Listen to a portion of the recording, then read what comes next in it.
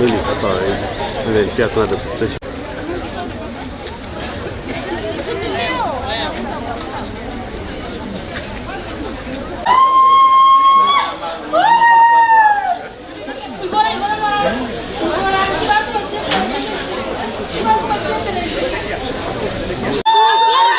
Naitwa Fred Nyang'au Joseph. Mimi wakati nilikuwa nyumbani, mtoto alikuwa mzuri asubuhi, yani jana. Akaamka vizuri asubuhi, akakuja shule. Hata alikunywa chai mpaka mkate. Alafu akafungua gate, mvua ilikuwa inanyesha kidogo. Akasema, bye mom, kwa sababu hakuna tutaonana jioni. Si akakuja.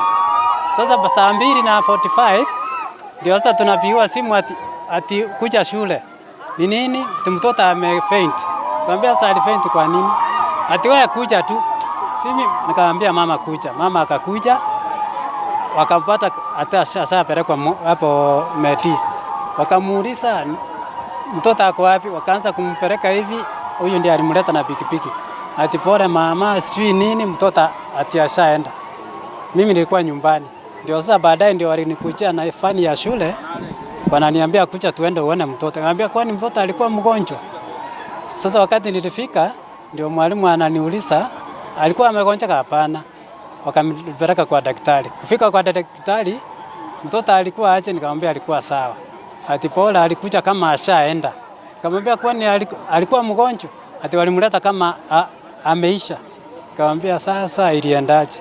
Ndio tukakaa ndio wananiambia wacha toa manguo tutawapelekea watoto wengine sio. Nikamwambia hapana, wacha tu mimi nichukue manguo nionange tu. Ndio hiyo madam akanipeleka saini hapa tuende OP. Nikamwambia si ningeita watu wetu huko tu. Akaniambia hiyo ni kidogo tutamaliza. Nikamwambia wacha tu wakuje kwanza. Ndio wakakuja kidogo wanapeleka mwili moja ya haraka haraka awangojee watu. Kwa majina naitwa Lilian Mora. Huyo mtoto nimeamka, huwa tumeseti nini alarm ya 4:45. Nikiamka hiyo 4:45, yeye ninamuamsha 5 kamili. Sasa nimeamka hiyo 5:45, kufika 5 nikaamsha mtoto kawaida. Mtoto kumuamsha akaamka, akaanza kujiprepare. Vile alimaliza kujiprepare na mimi nilikuwa ile strong tea ilikuwa imeiva. Si mtoto akafaa mpaka jamba yenye iko na kofia. Huwa kila wakati naendanga kumfungulia gate. Nikamwambia juu mvua inanyesha na wewe ndio umevaa manguo ya joto, umevaa mpaka jamba iko na kofia, ende ujifungulie gate. Akaenda akafungua gate, akarudisha kifungu. Akatafuta kaambrela chini ya kiti akapata. Nikamfungulia kwa kaambrela nikameharibika, akajikinga nayo. Akaniambia mam, bye. Akatoka tu hivi akaenda shule. Sasa amefika shule, kitu saa 2 ninapigiwa simu. Ati mama Moses uko wapi? Nikamwambia niko nyumbani. Unaweza kuja saa hii juu mtoto amefaint hapa kwa shule. Tumempeleka Medi. Nikamwambia Vile tulimalizana na huyo madam hivi nikaweka maji kwa besheni nioge. Kabla niende kuoga tena huyo madam akapiga simu. Mama Moses umetoka? Nikamwambia ndio ninatoka, lakini sasa nilikuwa naingia kwa bafu. Maji nimeiwekelea tu kwa bafu hivi tena simu nyingine. Mama Moses umefika wapi sasa? Nikamwambia ndio ninaelekea kwa stage. Ati hata usipande gari, tafuta boda tutalipa. Nikatafuta hata sikuoga sasa. Nikasema acha kwanza nitoke ndio nitakuja kuoga baadaye. Kutoka nikapata boda huyu jirani yangu. Nikamwambia nataka unifikishe medical. Napigiwa simu mtoto amekuwa mgonjwa. Huyu jirani yangu akanileta mpaka hapa medical. Nikafika kufika kwa gate, walimu tena wananipigia umefika wapi sasa? Nikamwambia nimeshafika, niko hapa kwa gate. Wakaniambia panda hivi basi tukuone. Walikuwa wamesimama huko. Nikapanda hivi nikaona huyo madam namjua. Nikaona sasa walimu wengine. Ndio wakanipeleka kwa hospitali ndani. Wakanifikisha kwa hospitali ndani kwa daktari. Daktari akanikaribisha kiti. Habari yako mama? Mzuri. Wewe ndio mama Moses Moses amekuwa na shida gani? Nikamwambia mimi hata huyu Moses tangu Saturday tumekuwa na wageni nyumbani. Tumekuwa tukisaidiana na huyu Moses.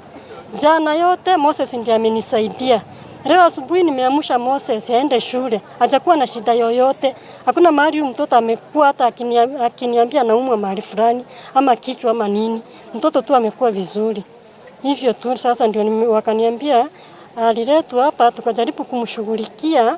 Kwanza nikawauliza na ako wapi huyo mtoto? Hati yako huko tu. Ako wapi, nataka nimuone. Ndio daktari akaniambia, "Mama, mtoto ameaga." Aliletwa hapa tukajaribu tunataka kumshughulikia, lakini kwa bahati mbaya mtoto akaaga.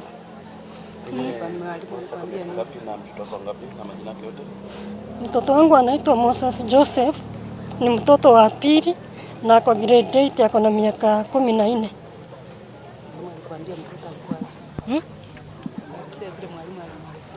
Sasa walimu wakati niliuliza mwalimu mmoja imekuaje, akaniambia ati huyu mtoto amekuwa akifanya jokes kwa darasa. Anaongea kitu watoto wengine wanacheka. Sasa kumaanisha walikuwa wana make noise kwa darasa. Anaongea kitu watoto wanacheka. Ndio akawaita hao hiyo group sasa yenye inafanya kelele. Wakakuja hapa mbele wakasimama, ati Moses akasimama karibu na ukuta kabisa. Kusimama tu hivi Moses akaanza kuanguka chini akafaint. Kwa majina anaitwa Onsongo Kezia, na leo asubuhi around saa 3 nilipigiwa simu na baba ya mtoto. Akaniambia kwamba unajua Mose ako hosi hapo Medi. Nikashtuka nikamuuliza aje. Akaniambia ati tumepigiwa simu shule, tukaambiwa Mose amefaint na amekimbishwa Medi. Sasa mamake amekimbia kwenda kuona, alafu ndio mimi nimfuate. Akaniambia juu uko karibu, si ukimbie uone. Nikamwambia akani kufaint, wacha mamake afike kwanza atupatie ripoti, alafu ndio kama ni kitu ya kufuatilia ndio nikimbie. Tukamaliza kuongea na baba ya mtoto, but si kuridhika. Nikaanza kupiga namba ya mama ya mtoto, sasa sistangu. Haiendi through, napiga haiendi through. Inaenda lakini haichukuliwi. Finally ikachukuliwa, but mtu mwenye alichukua kumbe ni jirani yake ambaye alimbeba na boda. Nikamuuliza mwenye simu ako wapi? Akaniambia mwenye simu ako hosi, mimi nimerudi kwenda kuchukua baba ya mtoto. Nikamwambia na mmeambiwa aje? Yeye pia hataki kuniambia, akaniambia ni emergency tu, wewe kimbia hosi. Akasema ni sawa. So kidogo nikapigiwa simu na alisema yeye ni mwalimu. Akanipigia simu akaniambia nimeambiwa na mama hivi sasa ni mama ya mtoto. Nimeambiwa na mama hivi ni emergency ukuje hapa hosi saa hii. Nikamuuliza kwani situation ikoje? Akaniambia hapana, amesema ukuje hosi saa hii. Nikamuuliza si uniambie venye kuko, akakataa. Nikamwambia patia basi mama hivi simu nimuulize. Mama hivi kupewa simu, nikamuuliza mama hivi kwani uko naenda aje? Mama hivi analia ananiambia we kuja tu hosi. Nikamuuliza umeambiwa mtoto akoje? Wameniambia ako huko tu, we kuja. Nikamwambia sasa mama hivi wewe unaambiwa kitu na unatulia, ufuatilie ujue shida iko wapi. Akakataa kuongea. Huyo mwalimu akachukua akaniambia so wewe harakisha ukuje hosi. Nikamjibu nikamwambia sasa hata mkiniharakisha nikuje hosi, mimi ni daktari nikuje kumtibu. Si mko hosi make follow up, mniambie ni nini nakuja kuangalia. Nakuja tu bila information yoyote. Akakata simu.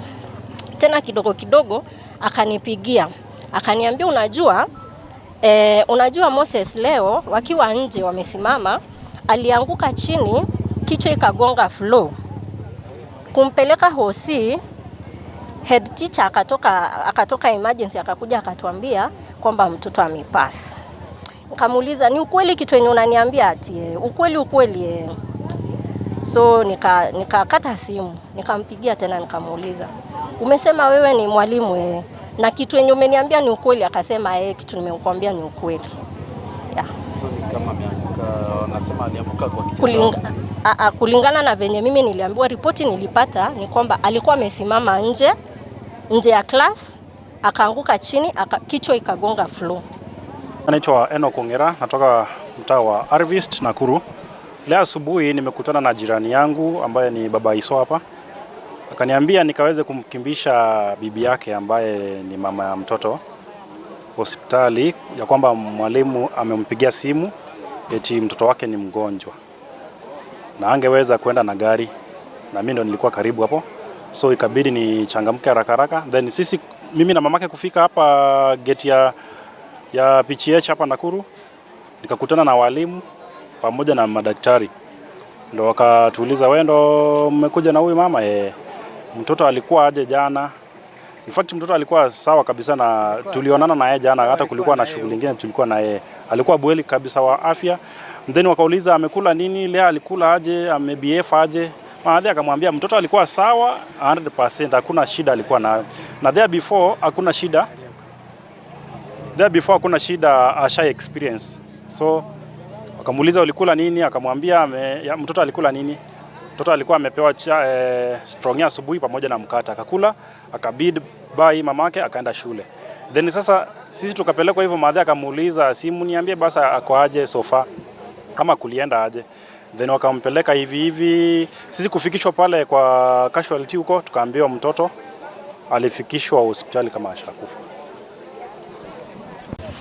Kwa majina naitwa Gladys Wetaveri. Huyu mtoto ni jirani yangu.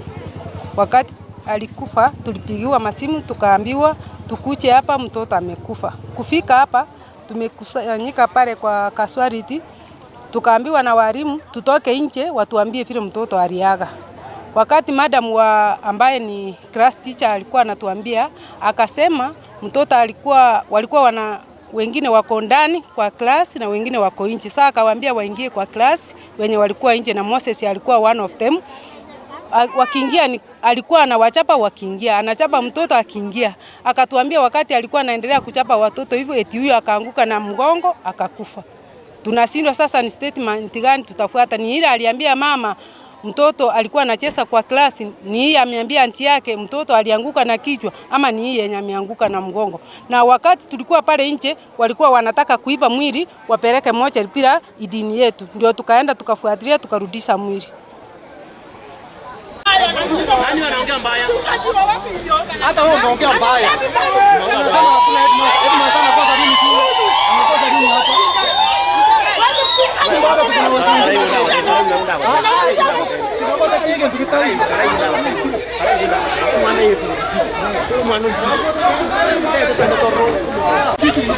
Siwezi kuongea vibaya.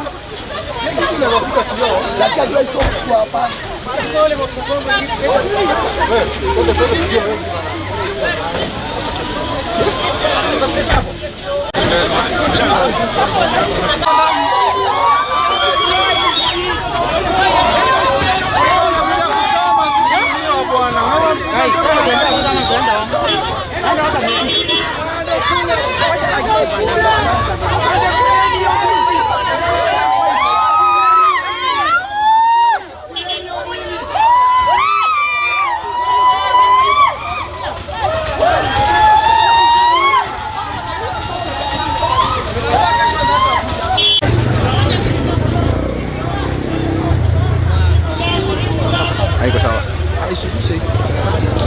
Wewe inua tu. Haiko sawa.